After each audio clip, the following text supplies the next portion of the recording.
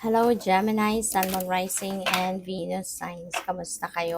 Sana po'y nasa mabuti kayong kalagayan. Welcome back po sa Star Tarot. At kung bago kayo rito, welcome din po kayo. Please subscribe, like, share my videos, and leave me a comment kung naka-resonate po kayo. Thank you. So, first card ni Gemini, we have get more information. Okay? So, baka kasi, kunyari, baka may decision making na kailangan kayong gawin, kaya you need to get more information. Kailangan pa na mag-research ka before you make a decision. Ay, bakit may tatlo tayo dito? So, halo na lang natin siya dyan. So, yun, get more information. Mag-research ka, aralin mo, magtanong-tanong ka para na makumpleto, no? Yung kung ano man ang mga impormasyon na kailangan mo para makumpleto 'yan, 'di ba? Para wala kang pagsisihan na sana pala nag-research muna ako, sana pala nagtanong muna ako, yung gano'n. So ngayon, you have a heads up, no? Na it's about time na for you to ask, to research, yung gano'n. Okay? So we have helpful people. No, ayan. So kung kailangan mo ng katulong, kailangan mo ng tao na magagather no ng mga information para sa iyo. So ito, there are helpful people na makakagawa niyan para sa iyo. Okay? Kaya don't hesitate to ask for help. Okay? Don't hesitate to ask for help. Don't hesitate to ask questions no sa mga tao or humingi ka ng tulong, extra manpower or kung ano man ano kailangan mo sa ngayon. Huwag kang mahihiya o wag kang matatakot or wag kang, don't be shy to ask for assistance from other people. Okay? So, what else? We have abundance. Gemini, ang swerte mo. Magkakaroon ka ng abundance. Magkakaroon ka ng kasaganaan. You will be blessed, no? With abundance of money. Tingnan mo yan. Ang bowl, no? Golden bowl na punong-puno ng gold coins na talagang, ayan, parang binubuhos, no? Or binubuhos ng angel na to or baka ganyan ang hitsura kasi it's overflowing, 'di ba? Sobra-sobra punong-puno na siguro yung bowl na 'yan. So pwedeng magiging gano'n ang inyong sitwasyon. You will be blessed no with abundance of money. No? Na talagang sobra-sobra para sa pangangailangan mo, sobra-sobra para sa iyo, no? So good for you.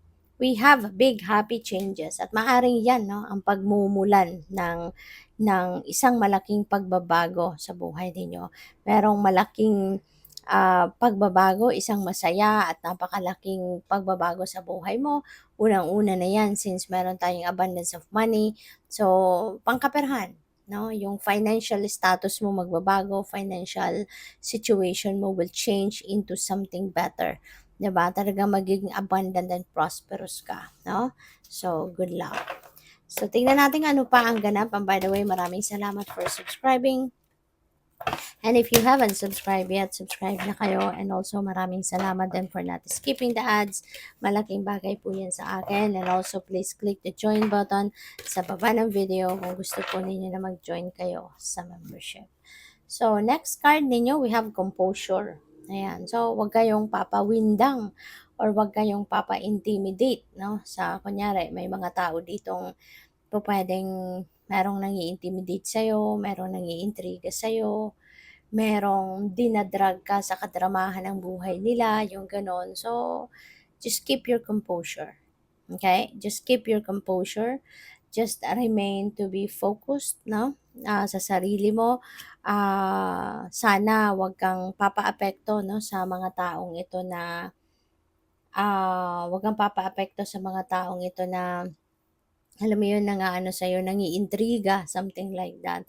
So, just keep your composure. Okay? So, ay, sorry po. So, what else? We have honesty and communication. Alright? So, yung honesty na to, maaaring, ano to sa'yo, paalala ito sa'yo na be honest. No? You need to be honest to yourself. At kabilang na dyan, yung pag-aano ninyo, pagko-communicate. Pakikipag-communicate, maging honest din kayo sa pag-communicate ng inyong nararamdaman, maging honest kayo sa pagko-communicate ng inyong iniisip, 'di ba? Kasi kahit anumang klaseng relationship, 'di ba, kailangan ng honest communication and open communication. Sa kahit anumang diskusyon, pakikipag-usap, 'di ba, kailangan talaga na maging totoo ka din, 'di ba? Hindi lang sa sarili mo kundi maging totoo ka sa kausap mo, 'di ba, yung gano'n. So, what else? We have sacred plan. Yan, paalala ito sa iyo ng universe na siya ay merong plano para sa iyo. Okay? There is a sacred plan for each and every one of us at paalala ito sa iyo na merong plano sa iyo ang divine para sa lahat, no? Merong plano ang universe para sa lahat. Kaya wag kang alam mo yun, wag mong pagdudahan kung ano yung mga nangyayari sa buhay mo sa ngayon. Kasi nga hindi naman lahat na ng pangyayari sa buhay natin kontrolado natin, hindi ba? There are so many things that are beyond our control. Kaya yung mga bagay na yon na hindi natin makontrol, parte yan, ano? Rest assured that that is part of the sacred plan of the divine para sa iyo.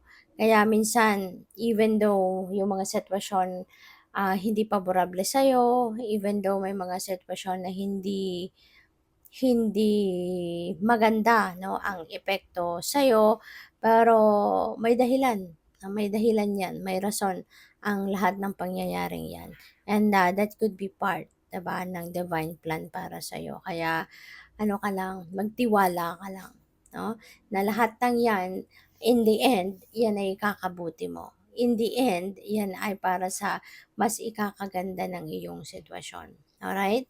So, what else? We have friendship and union. Maaari na you are going to be meeting new friends sa ngayon. Maaaring you are meeting new friends or making new friends. Maaari din na ngayon merong mga union, no, na mangyayari. Baka merong pagkikita-kitang muli, um,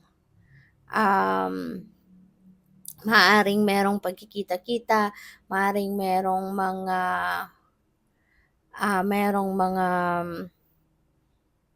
siguro makikilala kang bagong tao ngayon that, you know, yung pagiging acquaintance na yan will develop into something deeper, 'di ba? Na relationship na pwedeng maging best friend mo pala, yung taong yan, pwedeng ganon.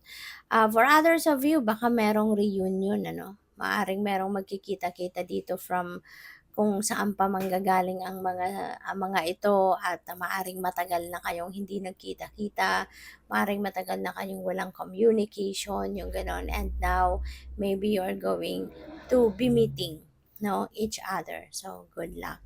Thank you for watching Love and Light. Namaste.